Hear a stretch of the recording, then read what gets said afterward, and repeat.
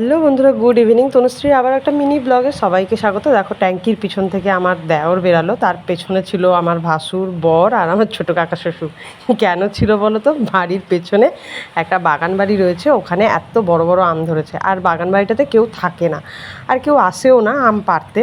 তো আমার এই চারজন মিলে আমগুলোকে কায়দা করে চুরি করেছে, সেগুলো আবার চালের ভেতরে রাখা হয়েছিল।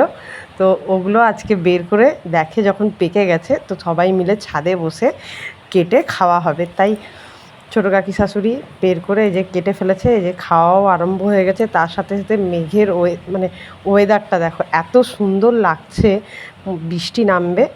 তো তারপরে এই ওয়েদারের সাথে সাথে আম খেতে খেতে খুব এনজয় করলাম। তারপর তো ননদকে রাখা হলো, এলো না। আর এক ননদ এসেছিলো, মাসি শাশুড়ি এসেছিলো, সবাই মিলে দারুণ এনজয় করেছি। কেমন লাগলো বলো?